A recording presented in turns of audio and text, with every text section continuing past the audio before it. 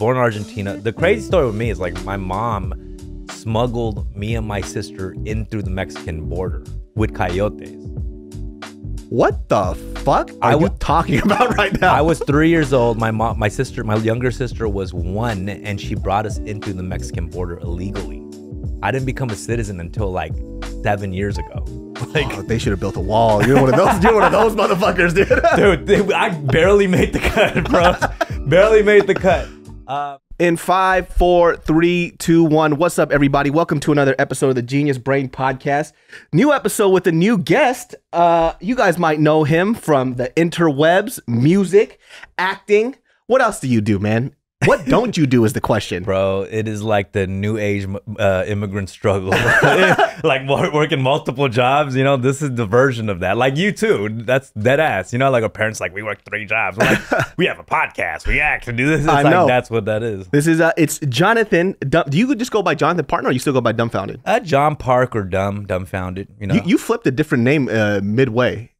What the fuck was that about? Every motherfucker always brings this up, and I'm like, oh, damn, You should have texted us first. I was like, yo. No, what it is like I was getting older, and I was like, and Dumbfounded is a hard name to like introduce people, you know, because I get it. Like, if you have an artist name, you can stretch out for long, and no one even bats an eye, like Ludacris, right? Or like Fabulous. Those are funny names in hindsight, but like they've had a strong career, and the same for me. But I think it was the era where a lot of rappers were going by like real names, you know, like Kendrick Lamar. Okay. Like, you know what I mean? Like, and then you're like, what am I doing? I was like, damn, bro, like wacky rap names aren't in anymore. So, but I like your name was so iconic though. You know, it was fun. I think it matched me because I did a lot of humorous shit with my raps. So I tried to change my name to Parker. For like, that's what it was. That was the biggest mistake you've ever made in your life.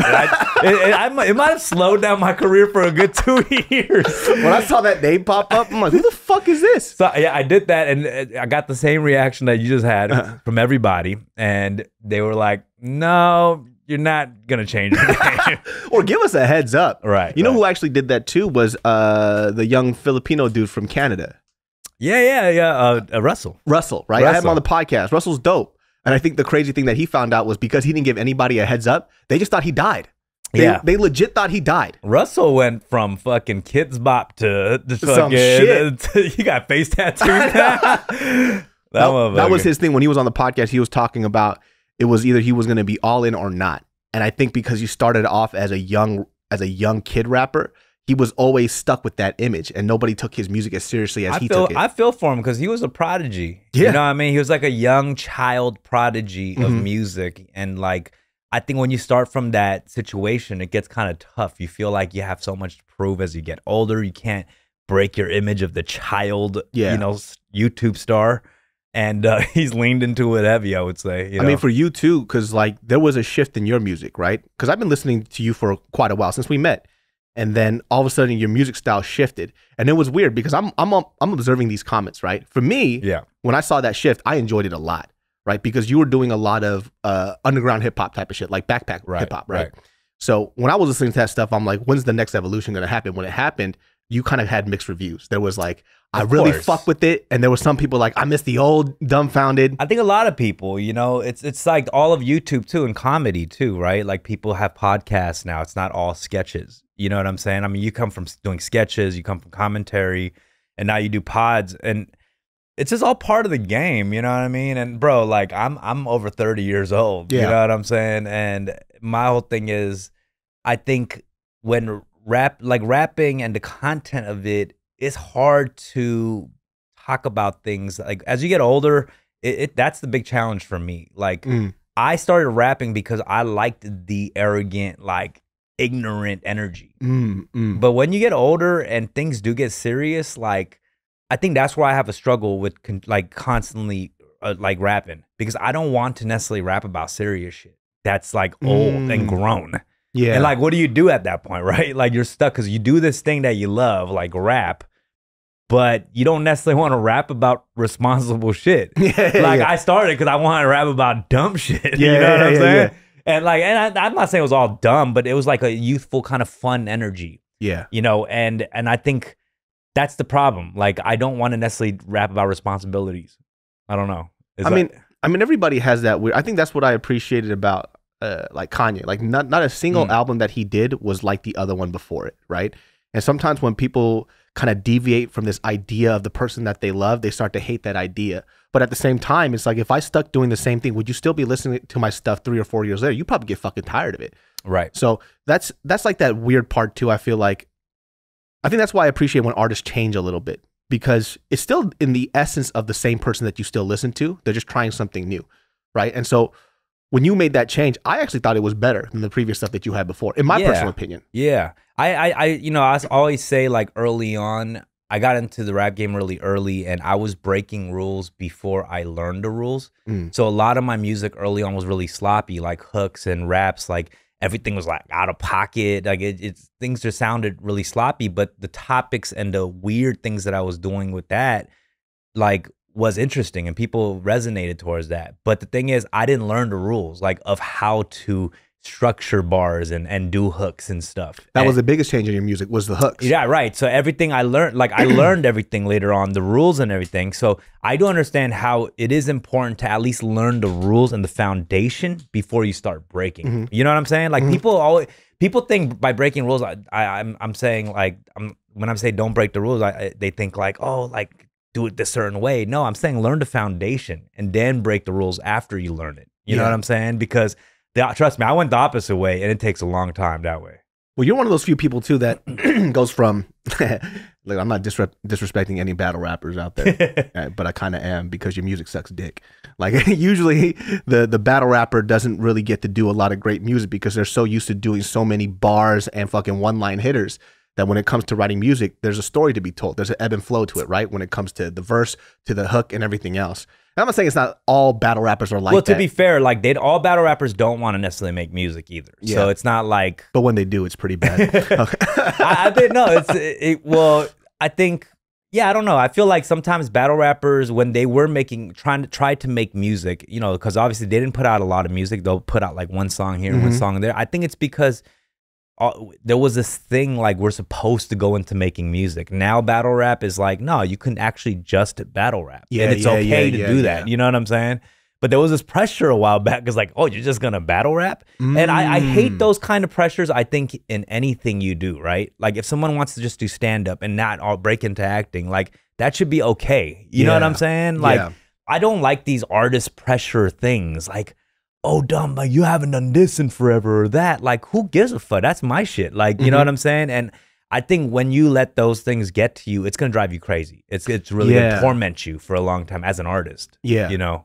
I mean, those yeah, that is kind of true though, because I always did expect a battle rapper to make music, because what people would always say is like, oh, he could battle, but can't he fucking make music? But that's what I'm saying. No one thinks like, does he even want to make music? You know what I'm saying? You didn't even ask me, man. Yeah, like, you didn't even, like, right now, you just thought the same thing. Like, you didn't even think that they might not want to make music. Because for me, it's like, because rap is always going to be considered music to me. So I assume that is the general step. The reason why they battle rap is because they wanted to do music. I get you. And there's a lot, but I'm saying it's not, there's people who literally just do that. Yeah. You know, it was a weird scene too, because I remember when battle rap there was no music.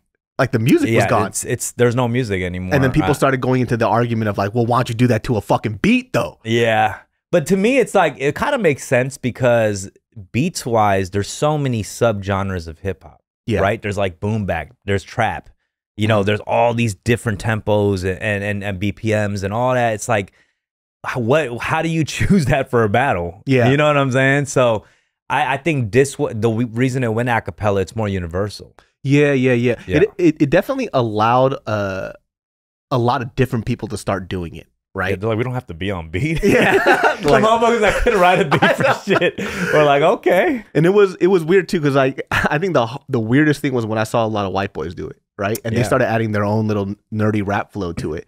And they started killing people. Yeah, because it's like, well, motherfucker, I actually read, so I have a lot of words on deck. There were a lot of these little, like, witty, like, nerdy dudes. I mean, I was one of them, really, like the Asian witty guy, you know. But there was also like super witty, nerdy white dudes that came in the game, and and they would even flip like the gangster shit. Like the gun bars, you know what I'm saying? But they'll do research on the guns. Yeah, so, like, what type of gun is this? yeah. Like these motherfuckers was coming in, and it's weird. It's still going. You know what I'm saying? And they're long, and now it's more advanced. I feel like. Well, they made it into like a profitable market. People started making money off of this stuff. Yeah. Like I think there was I mean, even when Jen was doing it back in the day, right? Like people were battle rapping, but the platform wasn't as big. Like when you did that battle against Conceited, that shit was huge. Like I was shocked how big that fucking Drake event was. Through that battle. That's fucking nuts. Yeah, Drake. And I think battle rapping has always been like this. It's not necessarily profitable where like mad people watching, they're just throwing money at it, but the few rich ass motherfuckers that do watch it, like throw money at it. And they like don't expect a return. They're just like, I fuck with this. Like Drake. Like Drake funded that whole battle. That's and like crazy. I'm pretty sure like he didn't really make much money back. You know what I'm saying? But Like a he tax supported write-off. the culture. Tax write-off. He's like, No, I don't know if it's that, but he supports the culture. You know what I mean? And I think for anything like that, like subcultures like that, you need just people who really fuck with the vision. You know what I'm saying? Not necessarily just on a profit level, but just know that those things just need to exist in the fabric of the culture. You know what I really do appreciate about like battle rap though? It's like a time capsule. Like they still say the words faggot. You know? Like I'm like, yikes. I will say battle rap is one of the last places where like political correctness does not exist. I'm not saying I appreciate that people could continually say. No, what I'm saying is course. like what I'm saying. I just kind of take a second. I was like, hold on a second. I mean, before dude, I get canceled. I have you know old battles where I've said faggot before. Yeah. And it's great. It's like I look at it, I'm like, fuck, I can't believe this is on the internet. It's almost like the comedy space, what it used to be, right? Right. Like if the objective in the battle is to fucking destroy somebody, you got to say some hateful ass shit. Yeah. So that's the purpose of what it is. Yeah, you know? but I think you can definitely, you know, beat somebody now without saying that. it. Yeah, without saying it. It was just a different time. We all know this. We don't got to go into that. Yeah. But it was a different time. But it's funny because there's still rappers who do say that. Still. Yeah. And sometimes when I hear, it's so funny because we grew up in an era where it was okay, but when I look back at it now and I hear the word, it makes me cringe now. It does. I'm like, oh, why does it make me? Why does it hurt my feelings? It was one of those words that a lot of people at the time could just, you know, say. You said it for just anything. You know what I'm saying? Even like, if you like somebody, like, good morning, faggot. It was just a whack. Like, yeah, like, I'm your mom. Like, you say that to me. It was just. But like, yeah, and now like I can't even say it. Like I've actually even said the F word. Just be like the F word. I know. That's crazy. I know. And I've said it. Because to me, it's like not all environments. Sometimes I could feel comfortable just at least explaining it by saying faggot. Yeah. But sometimes I'll say the F word if I'm in a certain environment. You know, like it's like a reading the room kind of thing. Yeah. You know, like I'll go into like meetings. Like, I mean, you're very transparent. I am too. But it's like there's always a time where everyone has to read the room in a situation. Oh, 100%. You know what I'm saying? Like, you don't go to board meetings and shit saying some wild shit. You know what I mean? Or you would think. right. Or you I would want to see you in a board meeting. Yeah, you fucking go off. Well, it's weird because, you know, when I started, you know, YouTube for me was always a transition for me to get into something else, right? But I think what I didn't expect out of that was how much of a business this machine is, right? So in my mind, I'm like, oh, I'm just going to be myself and then see whatever the fuck happens. Now, mind you, half the time that works. The other half, people just want you to play ball, right? And so the other half where they want you to play ball is where I always run into trouble, right? So it's like I tend to be hyper vocal even when I don't have to be. So right. You know, that was the difficult part of me because after I did the film, I was like, okay.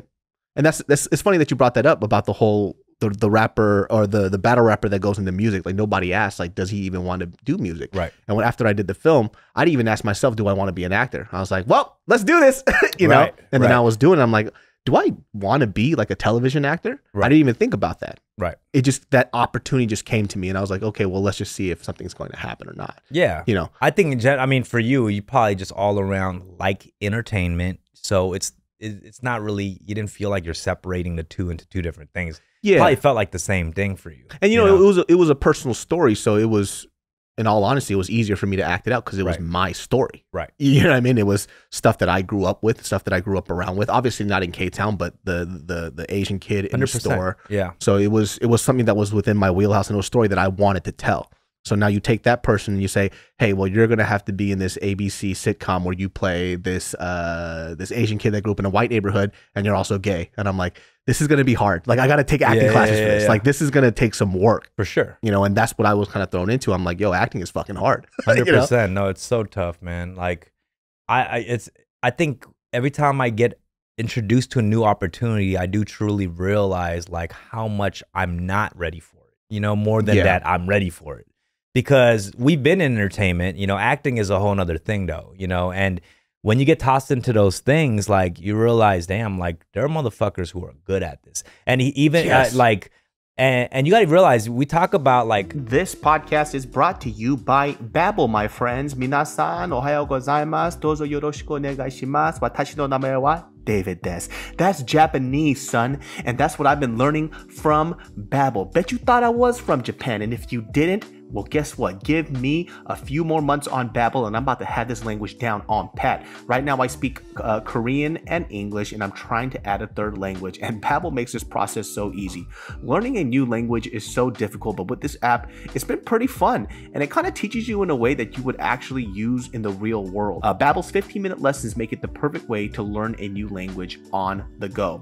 Unlike the infamous language classes you took in high school, BABBEL designs their courses with practical, real-world conversations in mind, which, by the way, is the stuff that you need to get around when you travel, and I travel quite a bit. I do travel, and learning language in this type of way is the way to go. Plus, BABBEL speech recognition technology helps you to improve your pronunciation and accent, which is super important. So right now, with the purchase of a 3-month BABBEL subscription, you'll get an additional 3 months for free. That's 6 months for the price of 3. Just go to babbel.com and use promo code GB. That's BABBEL.com, code GB for an extra 3 months free.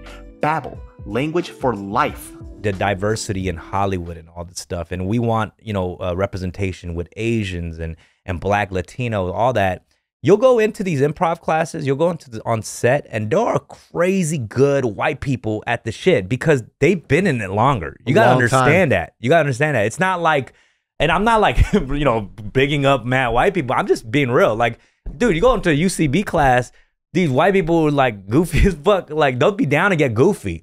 I think culturally too, in a lot of our cultures, like we haven't had that upbringing where we felt like we're allowed to be goofy, that free and goofy with it. You know what I'm saying? Especially, specifically, I think in the Asian culture. And you'll see that when you go into these UCB classes and see like these white kids who signing up for the first time and shit that are willing to do act this way or that way. Be a squirrel. Yeah, exactly. You know? And you, I think those moments are something that a lot of people, we don't talk about a lot. It's like there is like they're kind of ahead in that way. You know what I'm saying? There's mad talented people of all races, but I'm just saying they're ahead in, I think, in upbringing where a lot of that was maybe encouraged, but also in the industry too, where there's been decades ahead of us in that. Well, it's you know, I agree with that because it's the same idea of sometimes people don't understand like the immigrant struggle when it comes to an education, right? So my thing is this: people sometimes think about wealth as just money, but there's also knowledge and upbringing, which is a big thing, right? So when I was trying to apply for colleges,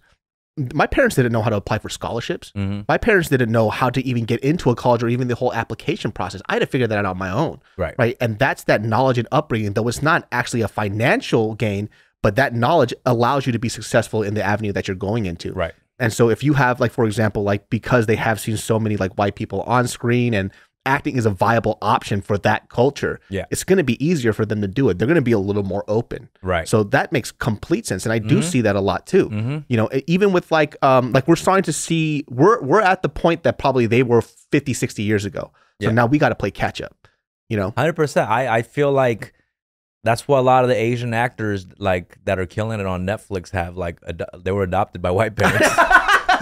Like that ass, because and I'm not, you know, there's nothing wrong with that. I'm just saying there's a lot. And I was like, damn, why is that? And I was like, maybe they were encouraged more. I don't know. I don't know. But I was just trying to put together a pattern there, like, but I felt like maybe that could have been a possibility. You know, they had more parents that were like down for them to full on go take them to an audition or get them an agent when they were 10 years old. You know what I'm saying? I mean, I started seeing differences in acting, and like, so I did this, I played a small part in this indie film with Matt McGorry and Lamorne Morris, right? Yeah. So I played like this pervert telemarketer dude, right? But just watching Lamorne Morris work, I was looking at him like, oh shit, he's better. Like he's just better. Yeah, he's a beast, Lamorne. You know, so when they give him a line, he has all these different options, and he's like telling me, oh, before I even go in, I've already thought about different line options for everything that I'm saying. I was like, yeah, me too, man. I was like, yeah, me too. I was doing that too. I was sleeping in my room, you know, while this guy is prepped and he's ready. So there's levels to this shit, and this is stuff that I wasn't privy to. I wouldn't even know that unless he told me. Right. You know, yeah, which is kind of nuts. No, there's a lot of shit. I think we come from, there's a little bit of arrogance on our part because we feel like we've already come in and established our personality. I think we have a big perk too that a lot of those artists don't. It's because we were able to just we were able to come in and just be us. You know what I'm saying? A lot of acting is like you go in, you audition for tons of shit that you don't want to do. You know what I mean? And that's something you're gonna have to do if you want to be an actor. Go into mad auditions and dude, like memorizing shit and then going into an audition and killing it, like that could take up a good portion of your day. You know what I'm saying? And for somebody who's like pursuing other things, that's tough. That's why, like, man, I respect the actors who like just do that. Yeah. You know what I mean? Like, and what made you start to go into acting? I think for me, like, I was a latchkey child, probably just like you growing up on television and film. Like, I literally, my whole personality is based off of sitcoms from like the 90s, 2000s. You know what I'm saying? And comedy. And I love stand-up. I'm like obsessed with stand-up. Yeah. All that. And I think I just wanted to do that. Like, I want to create stuff. But honestly, only in the last 5 years, I feel like I'm able to create. I've been able to really find my voice and storytelling skills. Like, because I knew who I was. Like, oh, this is me, blah, blah. But it's like, I didn't know how to package it. You know, I only just recently knew how to package it. I went to tons of auditions. I've been acting for a while now, but I haven't been booking shit, you know? So my whole thing is like, now I'm developing shit and I'm writing, you know, and shows that I want to be in. I've realized that's how I want to break into the Hollywood. I don't think it's going to be with a role of a show that's super popular that I necessarily didn't want to even be in or cared about. Well, you know? it's hard, right? Because there was a kid that asked me this in a college. I was asked to speak there, and they were asking me, do I feel or am I annoyed or irritated that there's not a lot of like roles for people like me and you, right? And my response to it was like, well, I'm not irritated or annoyed. I'm saying like, even if they did try to write my life, they couldn't do it. So that's why we have a lot of shitty Asian American films, because they're writing from a perspective that they don't know about. Unless that's an Asian person that went through that, you can't talk about like specific nuance that we went through, right? That's why you see a lot of these Korean adaptations of these films, such as Old Boy, one of the worst films I've ever seen. Because they don't know what it's like. I was mad about that. I was mad. They've done that with My Sassy Girl, one of the most popular rom-coms, right? But there's cultural nuance that isn't really picked up, right? And that's what happens in writings of Asian American films when it's not from a perspective that they know. So I can't even be mad at them for making a shitty Asian film because you don't know what it's like. So it's like, I'd rather do your route and say, hey, I'm going to create something. It's coming from my, and then you guys can relate to it. I think you have to do that if you truly want something your life represented. You can't wait for it, man. You know? Because and you can't just expect it to happen from another Asian person either, because there's all these different types of Asians. And, you know, I grew up, it's been a renaissance for Asian American media last 5 years or so, but I haven't seen mad shit that I can relate to besides the fact they're Asian. Fact that they're Asian. You know what I'm saying? So to me, that part is frustrating too, because the rest of the world thinks like, finally, you got what you want, Asians. But is it really what I want? It's not necessarily representative of my story. You know what I'm saying? So, well, that's why I got like super irritated when people were asking me if I liked Crazy Rich Asians, and I said no, and they're like, well, you should support it anyway. So I was like, no, I don't have to do shit. You suck my dick. How about that? Like, at the end of the day, like I bought tickets, right? I'll do it with my money. But you can't tell me I have to like it just because. Yeah, so, all that stuff gets so tricky, right? Because in the heat of everything, it is important to support a movement, because it becomes bigger than just the movie, right? Yeah. So which is why I've talked about this too, because it's like do you want to be super anti like Siskel and Ebert with the fucking film right now? Yeah, like, yeah, you know what I'm yeah, saying? yeah. Like not right now, man. Maybe when it hits DVD. Yeah. But you know what I'm saying, right? Because I was like that first time. I was like, but you know what? This is probably not even the time for me to bash this movie. Yeah. You know what I'm saying? For me, it wasn't like I hated it or nothing. It was just like I didn't feel like, it's like you can think about that, right? Would you support this? Like if you weren't Asian or if there wasn't a movement behind it, I don't know. Like would I actually watch it and love it? Yeah, I mean for me too. Like I did a video about it. I said like I bought tickets. That's where my money's gonna go. Like I'll let my money talk. Yeah. But at the end of the day, if you're gonna ask me if I like the film, I would tell you no. It was. I don't really like rom-coms as much, and that wasn't really a good one. But I will say this: that cast being all Asian did do something for me. I will say this: like when I watched it, like opening scene, the mom comes with the kids and the radio, and she just like buys the hotel. Like I felt something. You know what I'm saying? I felt something, and like I think that's the thing. Like I think we gotta like just feel it out in that sense too. Like as a rom-com, like I love rom-coms too. You know what I mean? But it didn't necessarily do much for me as a rom-com, but it did do something for me that the whole cast was Asian. There were like Asian elements in the thing.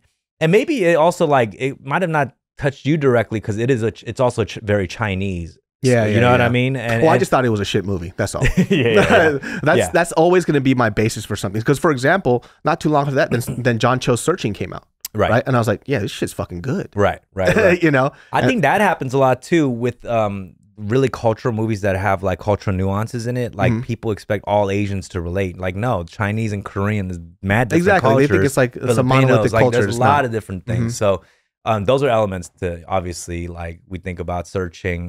That was a good thriller. And then I saw I saw a screening of Minari. Damn. Dog, that fucking film is nuts. That shit was. You know what's amazing about that movie? I'm not gonna spoil it for people because obviously it hasn't come out yet. But it really was like. Didn't you feel like, damn? I never thought a movie like this would ever come out. Well, because the premise of it sounds like a comedy. Minari? Think about it. I didn't think it looked like a comedy in the trailer. Well, if you guys don't know like the premise of it, here's like the way it was described to me before I saw it. Right? Yeah. Is this fucking Korean dude that thinks it's a good idea to grow a Korean crop in America?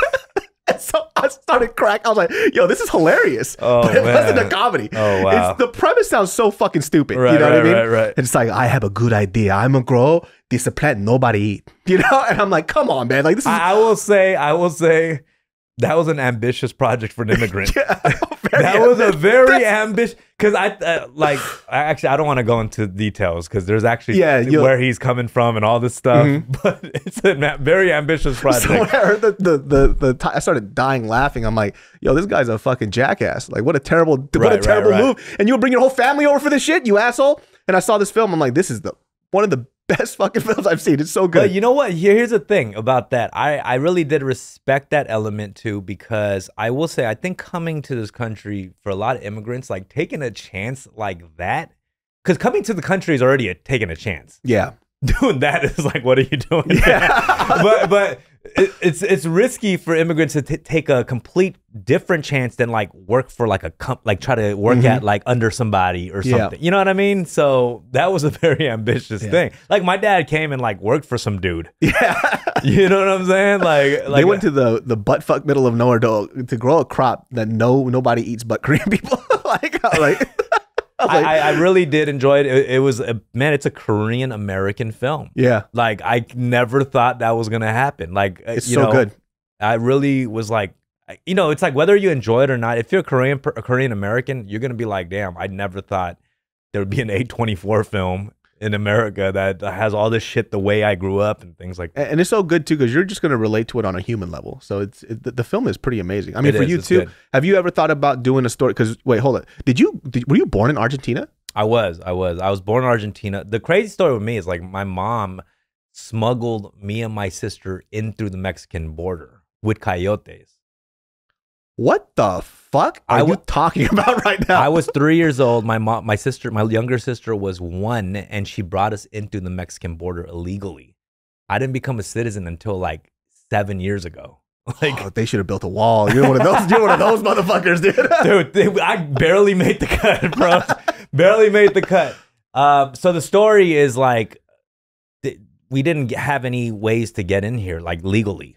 You know what I'm saying? Yeah. So my mom got like my dad came in here first solo and like got a job and was sending us money like to Argentina for like a year or two before like sending my mom and setting up a way for her to like get through this thing. I don't know the full details, but they hired the Coyotes, and it was like a 2-day, 3-day thing or something. And she tells me these stories like it was mad scary one night because like she was like holding us close, and one of the dudes was like super sus, like peeking in there, like a flashlight and shit, making sure like everyone's cool. But she was really scared that she might get raped or something like that. God damn. But yeah, that shit's wild. Buenos Aires through Mexico and then Ktown. What the fuck? So what was your mom's like first job then when she got here? I mean, my dad was just working, really. Okay.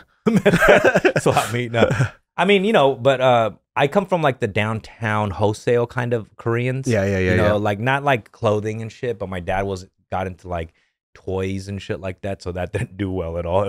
It wasn't like Forever 21 Dude, billionaire fam. That's another fucking Minari story, dude. It's like he comes to America to sell toys. I was like, Toys R Us is down the street. Yeah, like, what the fuck are you thinking, man? Yeah, so I don't know. So like my parents and my like Korean like upbringing is interesting because my parents really made bad choices. Like, you know, they didn't buy any property or anything, you know? Yeah. And even the wholesale business that my dad came up in, like he's like still doing that, and it's been struggling. Like he just recently, like he was about to completely shut it down, and then it started doing well because he started slanging masks. And he was like, this shit is booming. And he literally saved his business through slinging masks. That's crazy. And then I checked it with 2 months. He's like, yeah, dude, I finally was able to pay my debts off. I called him back like 2 weeks ago. He's like, yeah, it's doing shit again. So everyone got their masks and like it's just doing bad again. It's like, son, I'm in debt. I'm like, wait, how? I was like, how did this happen? But like when I was like 12, my parents split up. You know, like a lot of Korean, you know, parents, domestic violence. You know, my dad was alcoholic. You know, all that stuff. They split up when I was like 12, 13 years old. And you know, like, did you leave with your mom and your dad was just, or did you guys split time? So they split up when I was like 12, 13, and it was all like mixed because they never got a divorce. They just been separated for that long. That's hilarious. Yeah, dude. they never got a divorce. Like, and they never run into each other ever. Like, they haven't seen each other in like decades. What in the fuck? Yeah. That's hilarious. It's weird. It's a very K-Town, like I'm very K-Town in that way. Like, that is the most Korean K-Town thing I've ever heard in my life, dude. Yeah, so they hate each other pretty much. You know what I'm saying? And like, but there was a Thanksgiving like 2 years ago where me and my sister talked to both of them. Like, it's like, yo, let's just all try to like meet up. Y'all haven't seen each other in like 15 years or something, 20 years. Met up for like jjajangmyeon, like at a jjajangmyeon spot in K-Town. Really? And sat down. It was chill. It was cool. And then since 10 days, I haven't seen each other in years. They're like, I filled my quota. I'm done with this shit. But I feel like that's the thing. Like, that's why I want to tell my story, because I feel like I represent a very, very like a trailer trash version of Koreans. You know what I mean? Like, and there's a lot of Korean kids that grow up this way in K-Town. You know, that people don't know what K-Town Koreans are like. It's very, because I didn't know. I grew up in Sacramento. So when I came here, it was fucking Aladdin, a whole new world. I'm like, yo, what the fuck are with these Korean people here, dude? You guys are fucking weird, man. Right. You fucking trash bags. Like, I'm like, meeting these fucking, yo, let me tell you the big... smell like cigarette butts, man. Yeah. So why do you guys smell like hot dog water? What the fuck is wrong with you motherfuckers? Dog, the fun, there's so many weird K-Town stories just because I lived there for 6-7 years because I wanted to know what this culture was about, right? Even something as funny as this. Like, I remember coming to K-Town and I was talking to this girl, and she had a thick ass fucking Korean accent, right? I was like, oh, when did you come to the States? She goes, I was born here. I'm like, you were born here?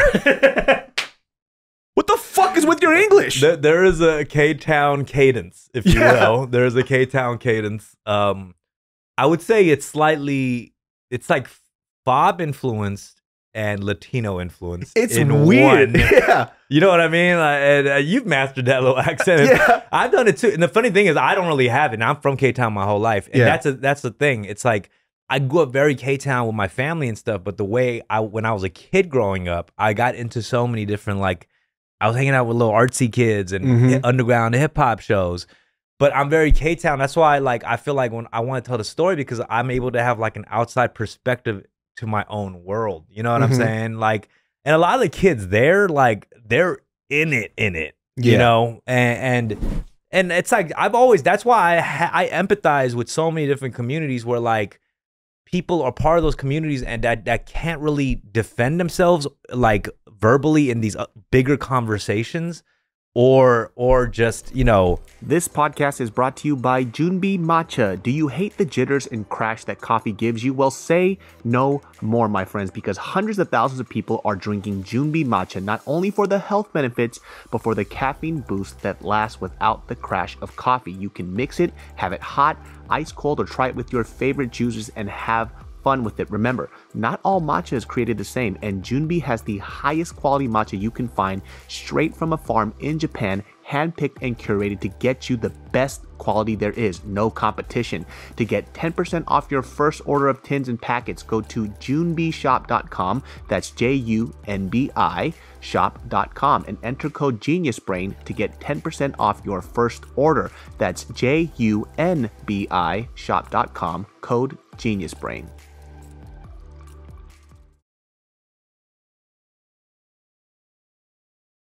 Growing up, I was just like part of something, and you felt it, and you part of it. Now, like, got to break down what that relationship means, what that friendship means. How do you what put it those into communities words? mean? You know? I know I can't. You know, it's funny because I come from like making music and rapping and stuff, and it's so tough. Like, I never thought. I remember the first time I was ever approached about these things. I didn't know how to answer it. Yeah. You know, I started rapping when I was 14 years old. I remember when I was 19, I did a college show, and in a panel afterwards, and some college kid is like asking me about cultural appropriation. I looked over to my friend. I was like, yeah, exactly is what you say. Yeah, like, yeah. Exactly what? But and I looked mad stupid. I didn't know what it meant. And I learned, I was like, oh shit, like, I didn't know people would look at me that I'm doing this thing. And I was like, I didn't feel like I was doing it. But then I also understood, like, how it might look from the outside perspective, right? So I really looked into it, but it's so difficult. Like, I wasn't ready for these things. And I think nowadays it's like we all have to look at all our actions, but it kind of does take away the funness of participating in something and really just being in that culture. Because when you're in it, it don't feel like anything else. It feels like a well, because now universal we don't have small communities now. We have the internet. Right. So everybody feels like they have a say in everybody else's community, even though they haven't experienced or been a part of it, which is always a little weird for me. Right. So when kids ask about these topics, and we talked about this before, I genuinely believe there's a lot of great people who really want to learn, but there's this other small subset of people who just want a pat on their back for being woke. And they are kind of causing a lot more hate and anger than they are bringing up conversation. Right. So, for example, there was a kid that wrote in my comment about me not supporting. I've never supported Asian people at all. And I literally wrote, I was like, who the fuck are you talking to right now? You know what I mean? It's like, you got to be very careful about who you're fucking approaching right now. Like, you wrote this comment because you saw my profile once, you saw the following, but you didn't know who I am and who I'm about. And what I told this kid was like, it's cool for you to say that because there's people like me and a bunch of other people in this space that we had to take shots for you to even stand up the way you're doing right now. So, right. So be quiet. Sit down for a second. Like, you don't have the ability to go ahead and even talk like this in this space quite yet. Yeah, well, let me ask you this. Like, how you enjoy replying to those kind of comments, right? Especially when I take a shit. That's like my most favorite thing to do. So is it like literally, because you know it's going to be exhausting. You know you don't have to do it. But like, what makes you want to reply? Only when I'm pooping. Like, I shit you not. It's literally a thing that... When I poop is when I do it. Like an extracurricular pooping activity. Exactly. Replying to trolls. So I don't get emotional anymore. Okay. Like, so you're not, it's not affecting you when you do reply. No. Because usually when I reply, it's affecting me. It used to, you know, I'd like quite a few years back, it used to. The last time something really pissed me off was that one girl that I mentioned on your podcast where she was saying I was a misogynist and a sexist. You know, so that was a funny thing. There was there was a homegirl, a Ktown girl, one of my homegirls, who got approached by David in one of the videos, and she was really offended because David kind of roasted her, and she hit me, and I recognized her, and this turned into a whole thing online where you guys were going back and forth. Well, I wasn't even. I was. Listen, she's your friend, right? I mean, she's like acquaintance. She's like, an acquaintance homegirl, right? The issue that I had with it was people like her who weaponize an actual issue just so she could look good, and that's why I got upset, right? It was like, because what she specifically wrote was, "Women, are you gonna let this misogynist talk about all of us like this?" I was like, oh, I wasn't talking about. Oh, I was talking about you, you know? Right.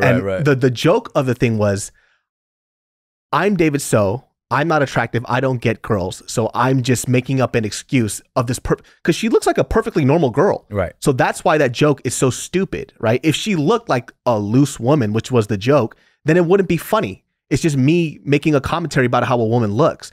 The joke is that I'm a slob and girls don't like me. Right. But all she heard was the word, right? And everybody got it in the comments. And because she made that comment, what happened was that she got upset and all the comments started roasting her because they thought she was being dumb. And so I was like, and the one thing is I apologized to her. I actually had to ask my mom. I'm like, what did I do? And she goes, well, she wasn't a participant in the joke and you made a joke about her. And I'm like, oh, okay, I get that. You know, and then I was like, hey, my bad. This is what, and I literally told her, this is what my mom said. And so I'm going to apologize to you because I was making a joke and you weren't a participant in it.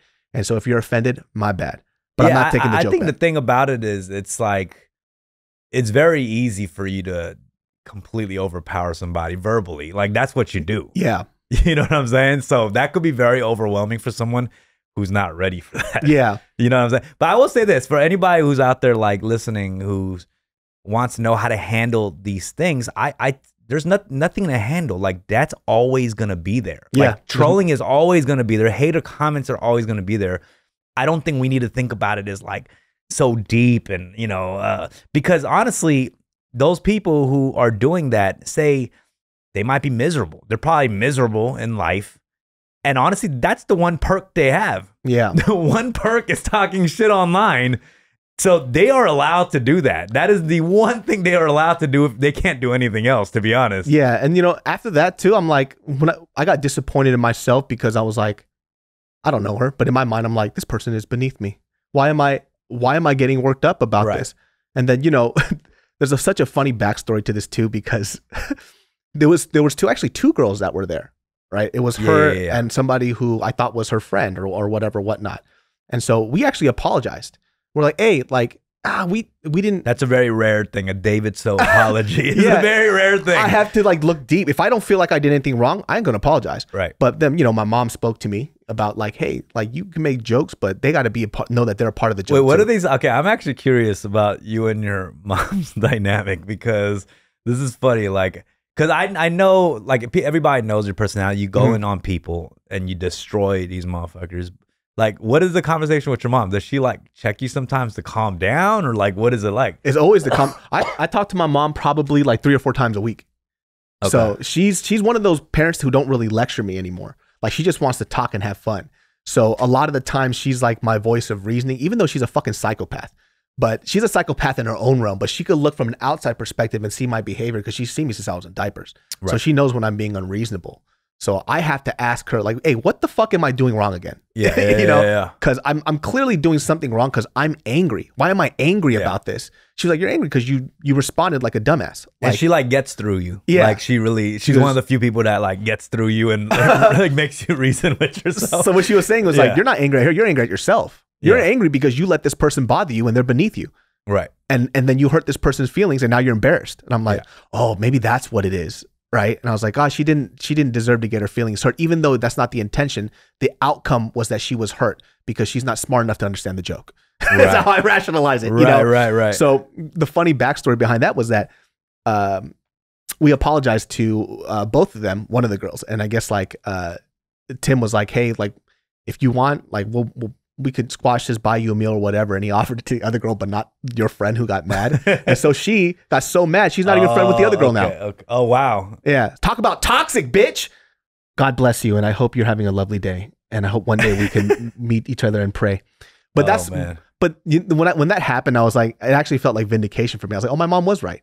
She's not trying to be reasonable. She literally cut out her friend because she didn't get offered a meal. So she's not even talking to that girl anymore. And I'm like, now I understand how dumb I am because I got sucked into this stupid shit. Right. You know, so I had to be like, this is why my mom is there to tell me I'm stupid, because she knows how dumb I am sometimes. It's like, what are you doing? This is so stupid. And I wasted a whole day on this.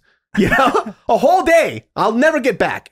Oh man, you had your 2020 was interesting because you called out a significant amount of people, and after like you know, the first and second, like after the second video, I was like, you know what, like I'm really enjoying these kind of because it's at first I was like, I think he's going a little like too much, you know what I'm saying? And then I was like, after the second, I was like, okay, I'm starting to see like what this is and why this might be needed almost.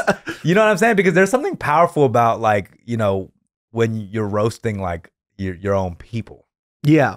And I think we don't talk about that a lot because we went through so much of the phase where support, anything Asian.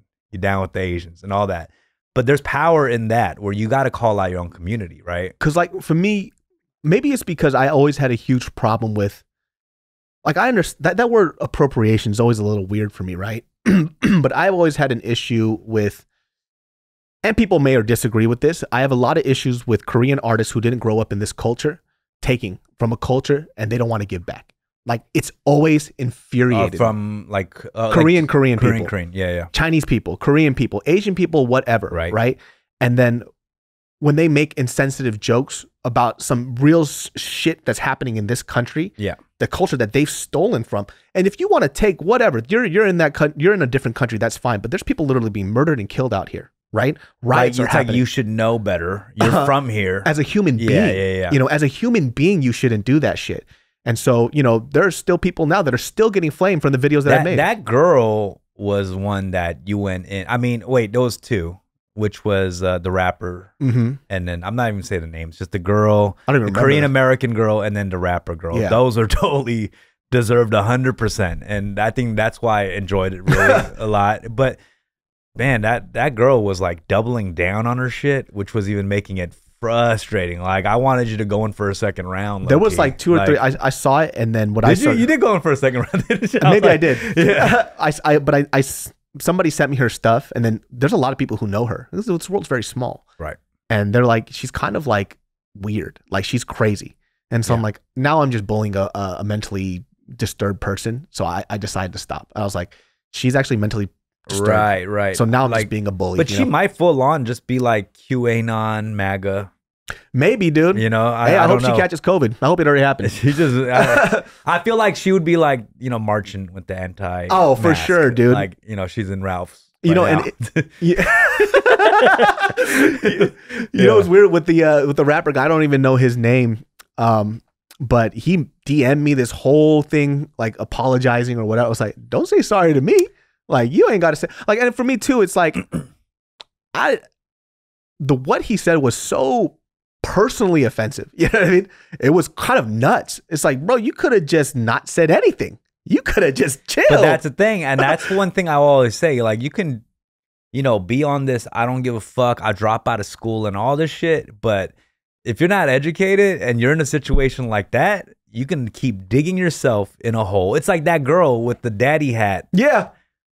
That girl was just stupid. You know what I'm saying? And you went on an interview, made it 2 times worse. And then they released the uncut version, like the director's cut of the video. And then she went for 3 rounds of that shit. Like, and I feel like that's the part like where you don't realize you can be like throwing your middle fingers. I don't give a fuck this for a long time until you get to a situation where someone's gonna roast you in your language. And then you're not going to be able to respond or rebuttal. And that's when the education is important. You know what I'm saying? Like, you got to have to at least know how to back up your shit. Like, even if it's like a complete opposite belief, you better sound kind of smart saying that. You know? 100%. And like for me too, I'm not like huge into like cancel culture either. Like, I'm not trying to cancel these people. But who better than somebody who's a part of the same culture to tell you to shut the fuck up, right? Like, people always say police your own, right? And that's really what I was doing. It's like, oh, you're a part of my community. You kind of executed them. You didn't like put them in timeout. You're like, And it's weird too. Like I stopped doing those videos because it started making me into an angry person. Yeah. Cause like because I didn't even search for this shit. People kept sending it to me. Yeah. And I started getting like every day waking up pissed off. And I'm like, I can't do this anymore. Your videos is like, I will say when I see you doing, I'm like, damn, like I feel like it would be very stressful for you. You know, it is, like when dude. I watch them, I'm like, oh, I think the people feel the same way I do. Like we're like, part of us like, bro, I think you're kind of overdoing it, but you feel good too watching it. You know what I'm saying? And because you know that person probably deserves it, but you really going on them and destroy them. And the bigger thing for me is like, damn, I can't do it. You know what I'm saying? Like, I mean, I could. I'm just saying, like, it would invite so much stress. I feel like you got the stress level is really high, and like the weird thing is people would always ask like, how long did it take you to write that? I'm like, I didn't write that shit. I just stared into a fucking camera and I was screaming like a maniac. Right, you know? right. And I'm like, that's good. And I just uploaded it.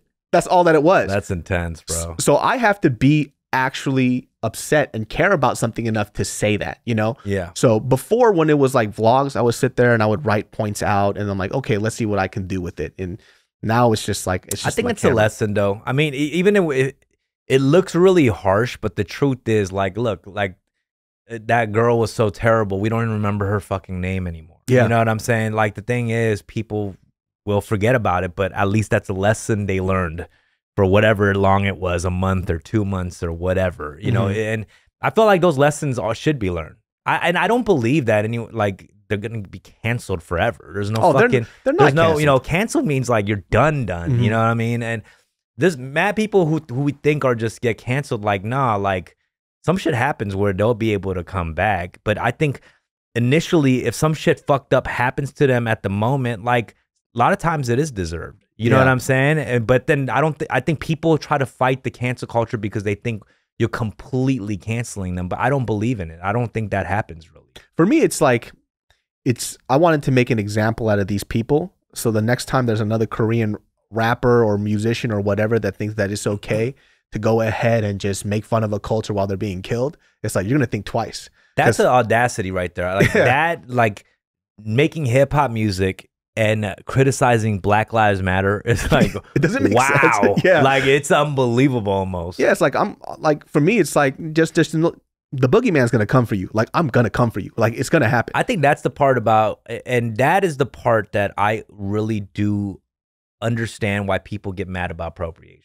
Yeah. And that gives them an excuse to really, really be mad about it. And I completely empathize and understand that when it has become crazy, more profitable culture all around the world. Nobody even knows the history of how hip hop started. To most of these dudes who make way more money than me. First of all, I've been in the game. I've done research on hip hop. Like, you know, I got a picture with Cool Herc and shit when I was 8. Like all this stuff, you know. But it's like you have kids all over the world, and I get it. Like these motherfuckers, you know, are making so much fucking money off of everything, the branding of it. You know, but it's a tricky thing because people they do come up in the culture rapping the same way most kids do, like a community of people who are into hip hop making music. Yeah, that's why those people is like, it's hard to say or think anything about, you know. That's why, like, for me, it was more of these people who are in the peripheral that are just taking and taking and taking, but they don't want to partake in the uplifting of a culture that allows you to have a paycheck, you know. And how I say that too, if I you know, just Korean people in general, right? Because I'm Korean. That's like somebody taking lightly of the of Japan taking over our country and our comfort women, right? And somebody kind of just made jokes about that, and then we could look at them and say like, "What's the problem? It happened in the past. Like, what are you so still pissed about it?" Yeah. Like we're being very dismissive of a country's history, you know. So if you could put the shoe on the other foot, you should be able to do that for anything that you're doing right now. Yeah. And so, like, you know, that was like a quick stint. I haven't really done it since. It was raising my fucking blood pressure. Well, I think that was I mean, it was one of those things that even if when you were going harsh on them, people wanted you to do it because they were so shitty in like the way they were coming at it. It's like, even if you're the rapper, like who has never been into that and just are in hip hop, like profiting off of making mad money, don't know shit. that was probably your one chance to even look like you gave a shit. I know. And he went the opposite way on that. You know? So I mean, it was something that's very easy for me to be vocal about because, like, for me, I grew up in a community where it was majority Asian and black people. You know, my parents own a black beauty supply store. I went to a black church for half my life. Right. So it's my best friend is black. So it's like, this is something that's very near and dear to me. So it felt like it almost felt personal. Like, you know what I mean? I didn't want a pat on the back for it. I didn't want any of that fucking shit. I didn't even think it was like that many people were going to see it, you know? I think that was your service. Like, you know, everybody was doing something during that time. That was your thing. You had to roast these dudes. That's what it was. Because the first thing was the video that did well was the time and place video. Like, this is just common sense to me. You know? That was very, and you explained it very well because that's a very simple time and place. Makes sense. That's all I wanted, you know? And that was the weird part too, where I didn't realize sometimes the stuff that I think is common sense isn't common sense to everybody else. So I was like, oh shit. Like I didn't know that this was going to blow somebody's fucking mind because they were tagging other people because they couldn't say what I was saying. They're like, okay, I'm just going to tag them. Like, hey, you watch this because this is what I was trying to tell you, you know? By the way, it's funny because today is Martin Luther King Day, but last night I watched the Tiger Woods documentary. And have you seen this? No, I haven't seen it. Oh, bro, it is off the chain. Like, so good, bro. So good. But like, he's like amazing. Tiger Woods, first of all, amazing. Probably like older Asian dude's favorite black dude. Yeah. Like, no doubt about that. You know what I'm saying? Like, my dad loved Tiger Woods more than me, bro. 100%. Like, dead ass. He just looked at you like, what the fuck is this? Yeah, I was like, Dad, can we go play catch? It's like, shut up, Tiger's playing. But yeah, so I watching the documentary and he just, you know, he was on a spree of the mistresses, 14 like white women.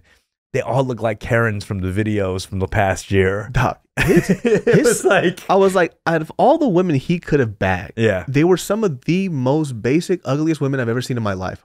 What's going on with him? I mean, just, he has a type, you know? And, but the thing is, like, bro, he could do, if he wants to smash 14 Karens, like, that's you. You know what I'm saying? It's Tiger. It's Tiger. Yeah. But here's the thing. I felt like the biggest takeaway from that is, like, America is just so mean, bro. Like, to like, looking at this documentary on his life, all this great stuff that eclipses this, like, scandal. You know what I mean? He went out with he was cheating on his wife with 14 girls, you know what I'm saying? 14 women. And like that was like half of the documentary. You know, oh really? He won like 78 tournaments. Yeah. You know, and then the half of the fucking thing is the scandal. And I'm like, bro, that's how fucked up we are. And even how that got exposed was this National Enquirer reporter was following him around like town, just looking for something, looking for every little thing. And I was just thinking about how fucked up we look at this, right? Like, damn, like even I see the tweets after this documentary. I looked up Tiger, like the keyword, and seeing what people are saying. Like, man, Tiger Woods is wild. I'm like, wild? He's a professional athlete. Cheated on his wife with 14. That's pretty average. that's mad average. It's like, that's swagless. You know what I'm saying? But I was like, damn, like just looking at that whole thing in hindsight and how we sensationalize all that, just felt really fucked up. You know? Well, that's why everybody has to understand too, is like the only difference between a celebrity being a piece of shit and you being a piece of shit is that they're under a microscope. You're not. You're arguably just as worse, and you have probably done way worse things, but it's easy for you to go pick on people because all their shit is out there. They're under a microscope. And the funny thing is sometimes with these celebrities, they never chose to be idolized. You made them into this figure of like 100%. Morality. When they never were that person in the first place. They were pieces of shit. I even say this about old people, like be nice to some of these old people. Why? They were probably a fucking rapist when they were young. I don't know who the fuck this guy is. He's an asshole to me now, so he's still an asshole. We really do look at celebrities as gods, though. Yeah. That's a perfect example. And I can see why. Like, if you've seen Tiger play, I'm motherfucking making hole-in-ones and shit. I'm like, how do you do that? Yeah. Like, it really feels godlike when you see crazy athletes do incredible things. Yeah. Like, I really felt like that. I was like, this is magic. Like, have you ever gotten like stunned when you met a celebrity? Stunned? Like, oh shit, I'm actually talking to this. I will say this. I don't get, I think I get excited like even if I don't admit it, like I'm like talking extra, like like trying to talk to them more, you know. So I can tell that I get caught up in that, you know, and it's because I did grow up so into Hollywood and entertainment. Like I grew up really looking up to celebrities because I grew up on television and film. You know what I'm saying? Like now, I'm older, you know, like I know how things are because I've experienced it firsthand too, being like having fans, having a following, being you know, a semi-celebrity in that way and dealing with that and dealing with losing relevance, getting hot again. You know? So I know how that feels, you know. But like I don't know if I've met that one person that made me like really good. I feel like maybe who would that be though? Obama, maybe. Obama, I'm sorry, that's a curveball. I did not expect that shit at all. Why Obama, dude? Out of all the people, what the fucking random response? There's things that make me excited. Like, okay, like I met Obama. I did not expect that. Okay, shit. well, because I don't know, like something about him seems like very like he's not like a celebrity too. He's just like so iconic in a way. I don't know why. Yeah, you didn't expect that. I said Obama. I'm like, there's things that made me feel really good. Like I met Method Man and he knew about me and he knew he was like quoting my battle lines and shit. Damn, and that felt fucking good. But that I played in the beginning. I was like, oh man, respect. I went away. I was like, yeah, I was giddy as fuck. Yeah.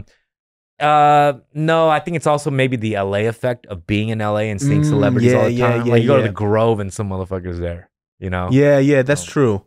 I feel like if I met, well, originally it was Bill Cosby till I found out he was a rapist. Oh my god! And then, wait, were you a Bill Cosby fan as a like actor, comedian? His show is influenced my whole life. Really? Like the Cosby Show. I did not grow up on the Cosby Show. I grew up on the Cosby because I think it was a little bit before my time, but it is. I saw all the reruns. That's you watched like Nick at Night or some shit. Like. Well, it was all public television. So whatever was on public television, I watched. So whether it was Fresh Prince of Bel-Air, but the Cosby Show is my favorite sitcom of all time, even above the Fresh Prince.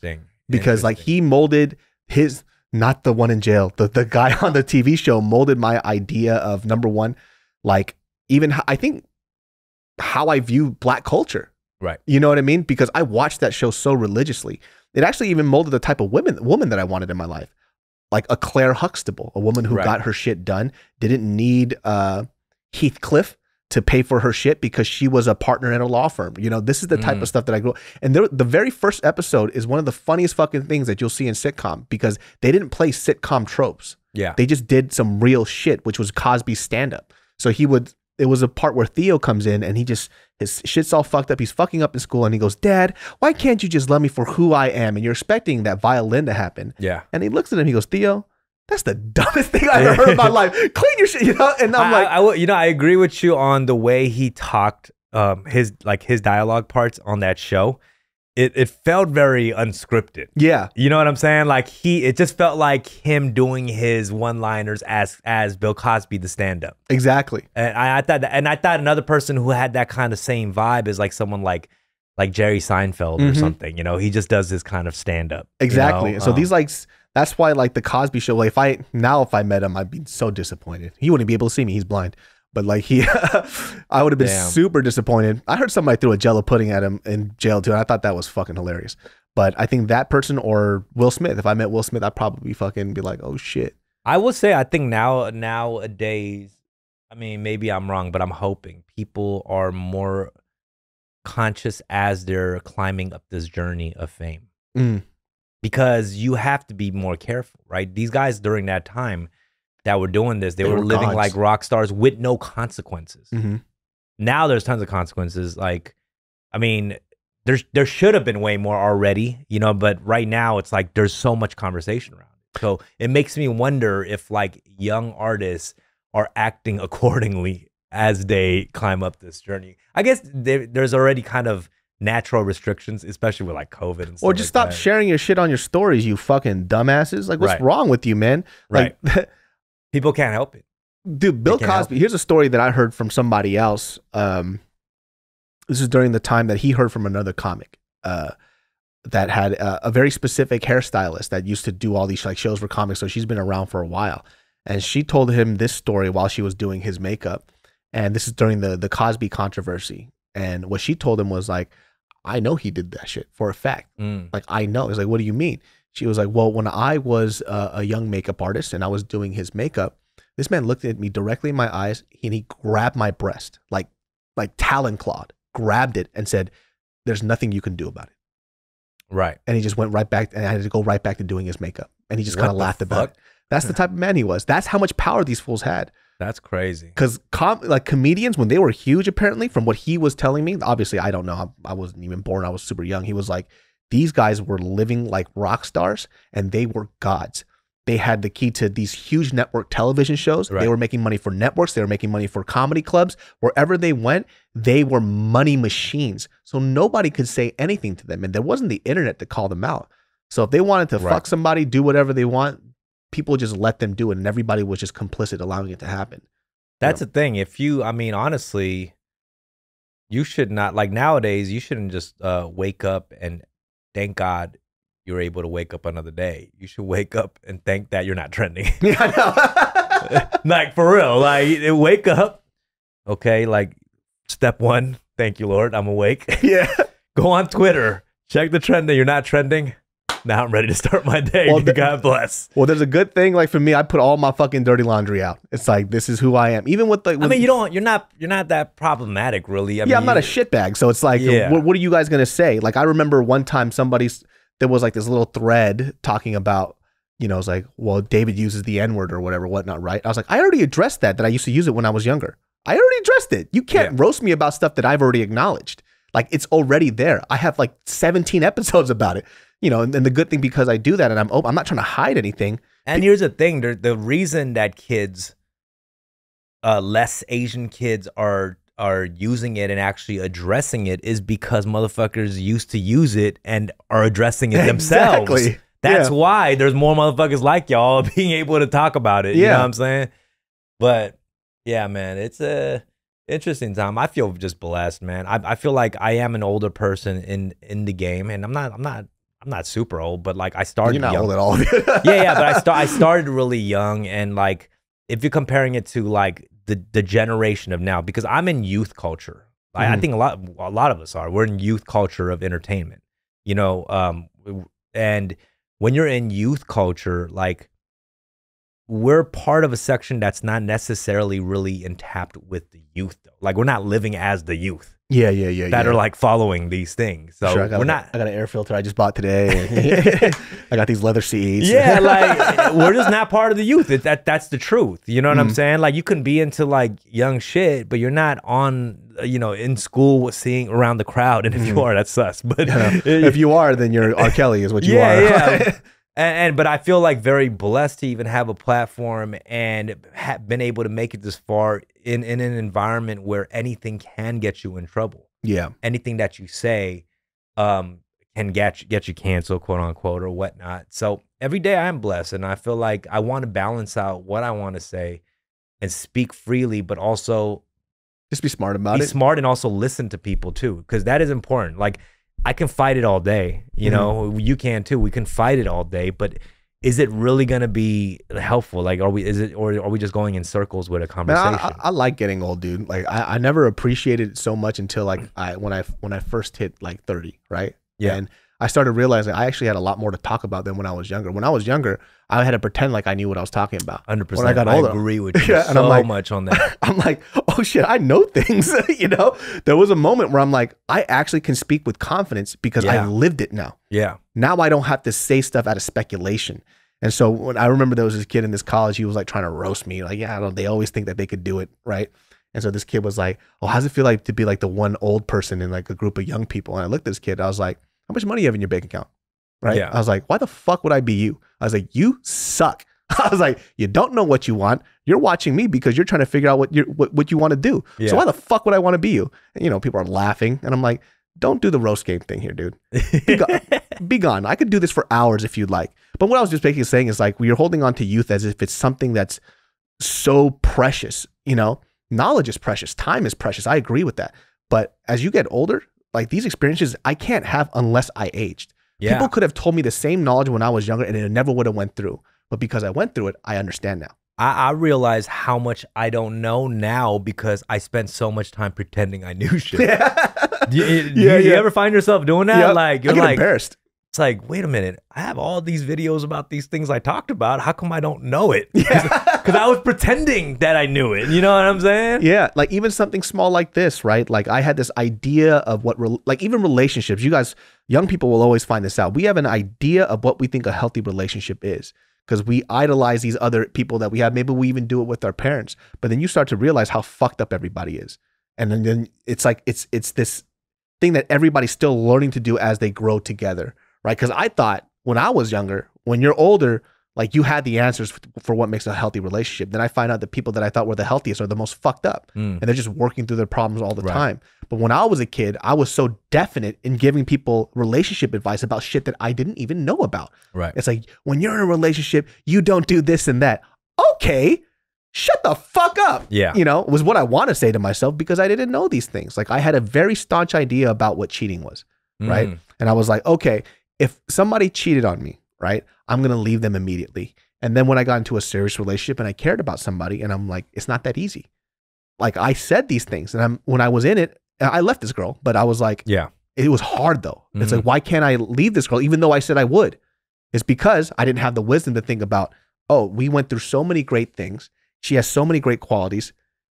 Do I have the balls to even let this person go because I'm so attached to it? Yeah. I didn't even think about shit like that. I think the problem right now is that more people are quick to share the information before they actually soak in what they just learned. Yeah. You know what I'm saying? Everybody wants to package and let me get it ready to share. But they haven't even sat with it like long enough to soak it in and understand why this problem exists. Yeah. Why this person's doing that thing. Like they're not doing the background checks of all this stuff before they even share it. People love sharing shit. I'm not gonna front. I love sharing shit too. I do. But that's the problem. Like I'm a product of that. Like I can feel that energy of like we gotta share this it's the content game. You know, like when did we start calling shit content? Like yeah. We never used to say content. I think you know Denzel Washington said it the best. He goes like everybody is too quick to want to be first and rather be right. Right. It's true. Yeah. It's so like, true, man. And that's what he was criticizing media. It's yeah, like, I think I saw that on the red carpet, right? He said something like that. Yeah. I was like, oh shit, am I like that? And it made me think, like, am I like that? And that's why in these podcasts, you'll see hot topics I do a week later after. Like the whole Trump thing that happened immediately. I didn't really say much about it. And then I allowed it to rest for a week. It's not going to get as much views. Yeah. But at least I'm allowed to collect my thoughts. Because that's something that's very sensitive. Instead of me trying to be first, I should at least think about something that serious before I go ahead and just say a bunch of stuff about it, you know? Right. I find more relief listening to podcasts from people who don't know what they're talking about. I think that's why people love Bobby. No, honestly, like real shit. Like listening to Bobby, like I just, it's like stepping in a hot tub. It's like sitting in a hot tub, like, oh yes, it's like, it's like stepping in a hot tub, that's Bobby's body. Yeah. Like, let me just not know shit for like 2 hours. Bobby's podcast, yo, even when we go on his podcast, like he says stuff that I'm just dying laughing. Yeah. I'm like, this guy is fucking nuts. Like I told him, I'm like, you're the most gangster dude I've ever met in my life because you're the only heterosexual I know that has sucked a dick on purpose that hasn't gone to jail. Like that's you. Like I love Bobby because he's an OG. When I mean like he doesn't know shit, I don't mean he hasn't experienced shit. I mean the dude is an OG. But like what I love about Bobby, he has decades of stories of not knowing shit or not knowing better. Like at that moment, that's why the stories are so fucking good. You know, he doesn't act like he knows shit. He like literally is the guy. He's like, I feel like I'm him. I feel seen when I see Bobby, bro. You know what's weird? He actually feels that way when he looks at people like us. Because he said growing up, he felt like an odd person, like an oddball, because there weren't any other Asian people like him around. He talks about this a lot, right? Yeah, so he looks at people like us. He goes, oh shit, I'm not that weird. There's fucking fucked up people like me too. I'm like, oh, hold on a second. I'm here fucking deep throating dudes' dicks for fun. Like, I can see what he's saying, you know? No, Bobby's the man, bro. Because he always like, every time I see him or something, he like gasses me up like I'm super cool. Like he thinks like we're like the cool Asians or something like in his head. I'm like, bro, nah. Like you're the coolest Asian motherfucker that you're exists. Like at the pinnacle, dude. Yeah, for real. This fool always calls me fat, even though he's fatter than me now. I'm like, he's like, look at you, fat guy. Bobby's like it's weird with Bobby because he's not really fat. Like he's his own thing. like an own structure. Like Bobby is Bobby. It's like how big is Bobby? Bobby's Bobby. Yeah, I can't explain what it is. He's like skinny, fat skin. I don't know what it is. His hair, he doesn't have a single fucking gray in his hair, and he's like damn near 50. I know. I thought he dyed his hair. He doesn't dye his hair. Yeah, no, that's why he's like a mythical creature. You can't tell his age or nothing. He's like Willow, bro. Like, is he old? Is he young or what? Bobby's actually 96 years old, dude. You guys wouldn't even fucking know. Well, guys, that wraps up this episode of the Genius Brain Podcast. Segue. Shout outs to fucking Bobby Lee. You can find tell them where they can find you. All the social media, Dumbfoundead. Shout out David So. He actually featured on one of my songs years ago. Mad years ago. This has to be at least 7 years ago or something like that. On Korean Jesus. The intro was you. If you guys didn't know, that's obviously his voice. It's the same thing I do now. Yeah, it's the same exact thing. He was roasting Jesus or something in it. Like, yeah, I'm gonna go to hell for that one. Like, God's gonna fucking play that back. He's like, remember when you did this? I'm like, it was Parker's fault. Not the fuck up. We'll see you all next time. Peace. Peace.